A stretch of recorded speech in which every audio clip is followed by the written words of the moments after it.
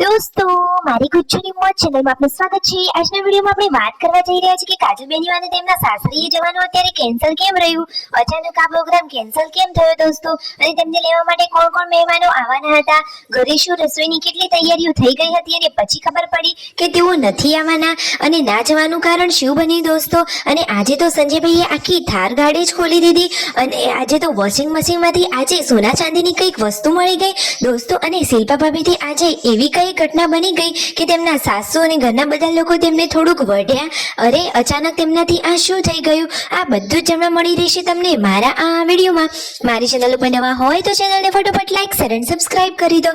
Full video in Thakor family blog channel દોસ્તો, ફૂલ વિડીયોની link ડિસ્ક્રિપ્શનમાં મૂકેલી છે, ત્યાં જઈને તમે આખો વિડીયો વોચ કરી શકો છો। આવી ટૂંકી ટચુકડી લાઈવ લેટેસ્ટ ટ્રેન્ડિંગ માહિતી મેળવવા માટે કરી દો મારી ચેનલને ફટાફટ સબસ્ક્રાઇબ। તો ચાલો દોસ્તો વધારે રાહ ન જોડાવતા આપણે વિડીયોની શરૂઆત કરી દઈએ છીએ। તો દોસ્તો વિડીયોમાં તમે લાઈવ જુઓ કે આજે તો કાજલ બેનીબા રાકેશભાઈ અને લાડકવાયા ભાણા દિવ્યાંશભાઈ જઈ રહ્યા છે ખેતરમાં। તો દોસ્તો વચ્ચેથી આ આંબલીનો ઝાડ હતો તો રાકેશભાઈએ બેનીબાને આંબલી લઈ આપી, તો કાજલબેને આંબલી ટેસ્ટ પણ કરી અને આ રીતે સરસ મજાના ગામડાના સુંદર નજારાવાળા ખેતરમાં તેઓ જવાનો અહેસાસ લઈ રહ્યા છે।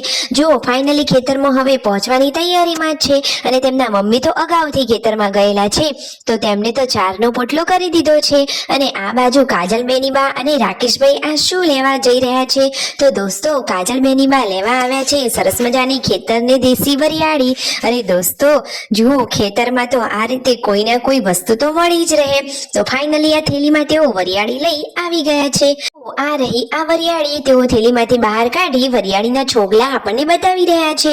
જો તેમના મમ્મી ચેક કરી રહ્યા છે કે આવી કોણી જોઈએ કે કેવી વરિયાળી બરાબર છે દોસ્તો। તો ફાઇનલી ખેતરમાં આ રીતે હરીફરી તેઓ ઘરે આવ્યા, ઘરે જમવાની તૈયારીઓ થઈ રહી છે।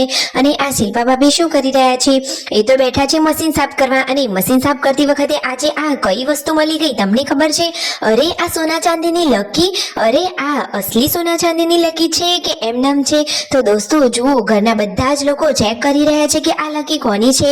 રાકેશભાઈએ પહેલા જોઈ, પછી તેમના મમ્મીને બતાવી અને પછી તેઓ જો રણજીતભાઈને પણ બતાવી રહ્યા છે અને પછી છેલ્લે જોઈ સંજયભાઈએ। તો દોસ્તો આ લકી હતી સંજયભાઈની દોસ્તો, તેમને કોને આપી હતી, તો વાઘુભાઈએ તેમને આ લકી આપી હતી। તો ફાઇનલી અહીંયા શિલ્પા ભાભી વોશિંગ મશીનની સાફ સફાઈ કરી રહ્યા હતા, તો એના અંદરથી આ લકી નીકળી, જુઓ તો ખરા। અને આજે તો ગામડાના દેશી જીવનમાં આ દેશી મોજથી ખાવાની મજા જ કંઈક અલગ હોય। તો કાજલ બેનીબા ભાઈઓને સરસ મજાનું જમવાનું પીરસી રહ્યા છે, ભાણાભાઈ, રાકેશભાઈ અને સંજયભાઈ, રણજીતભાઈ બધા જ લોકો એકદમ ઢાબા સ્ટાઇલમાં બહાર સુંદર ગામડાના નજારામાં ખાટલા ઉપર બેસી જમવાનો આનંદ લઈ રહ્યા છે। જુઓ તો ખરા કે ગામડાનું આ ગામઠી જીવન જીવવાની તો મજા જ કંઈક અલગ હોય। અને સંજયભાઈ તો બાજરીના રોટલા ઉપર સરસ મજાનું દેશી માખણ લગાવી અને ખાઈ રહ્યા છે, અને જુઓ સરસ મજાની મોજ મસ્તીથી ગામડાનું જીવન વિતાવી રહ્યા છે। કાજલ બેનીબા ભાઈઓને જે જોવે એ આપી રહ્યા છે, ભાઈ બહેનનો પ્રેમ હંમેશા આ રીતે અમર રહે। અને જુઓ હવે સંજયભાઈએ તો તેમનું કામ શરૂ કરી લીધું છે, આજે તો તેમને થાર ગાડીના હાલ કરી દીધા છે બેહાલ। જુઓ તો ખરા બધા સ્પેર પાર્ટ ખોલી દીધા છે અને થાર ગાડીને તો એકદમ ખાલી કરી દીધી છે, બધી જ વસ્તુઓ સીટ બધું જ બહાર કાઢી દીધું છે અને આજે થાર ગાડીની સાફ સફાઈ કરી રહ્યા છે। અને સાંજના ટાઈમે કાજલબેન અને પૂનમ ભાભી ચૂલા ઉપર રસોઈની તૈયારીઓ કરી રહ્યા છે દોસ્તો। ચૂલા ઉપરના રસોઈની ટેસ્ટ જ અલગ હોય છે।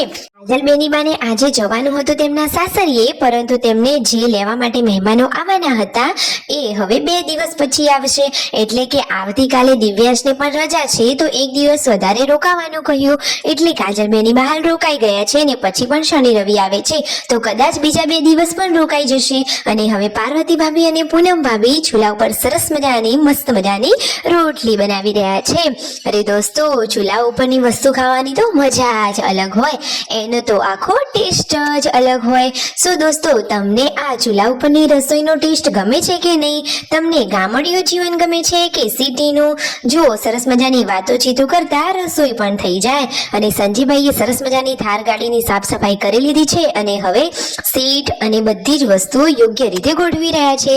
અને ગુડ્ડુની આંગળીઓ જુઓ થાર ગાડીના દરવાજામાં આવી તો એને તો થોડુંક વાગ્યું, અને આ રાત્રે શિલ્પા ભાભીથી શું થઈ ગયું, અચાનક આવી ઘટના બની, તો દોસ્તો દોસ્તો તેમને દૂધ ગરમ કરવા મૂક્યું હતું અને પછી તેઓ વાતો કરવા લાગી ગયા. તો એમનાથી તો ભૂલાઈ ગયું કે દૂધ ગેસ ઉપર ગરમ કરવા મૂક્યું છે.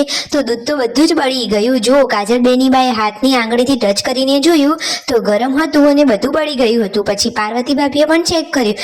રાકેશભાઈએ તેમના મમ્મીને પણ બતાવ્યું અને તેમના મમ્મીનું રિએક્શન તો તમે જુઓ. એ કહે છે કે અરે રે આ શું કરી દીધું, જુઓ તો ખરા કે દૂધ તો બળીને કેવું થઈ ગયું છે. પરંતુ દોસ્તો શિલ્પા ભાભીથી પણ આ ભૂલથી થઈ ગયું હતું. એમને કંઈ જાતે કરીને તો કર્યું ન હતું અને આવી ભૂલ તો થતી રહે. સાચી વાત ને દોસ્તો, કોઈ જાણી જોઈને તો આવું કરે જ નહીં. અને શિલ્પા ભાભી તો તેમના મશીનનું કામ લોંગ ટાઈમ સુધી કરી રહ્યા છે. રાત્રે અડધી રાત સુધી તો તેમને મશીન ફિટિંગનું કામ કર્યું અને આ રીતે બધા લોકોએ મોજ મસ્તીનો દિવસ વિતાવ્યો. તો સબસ્ક્રાઇબ.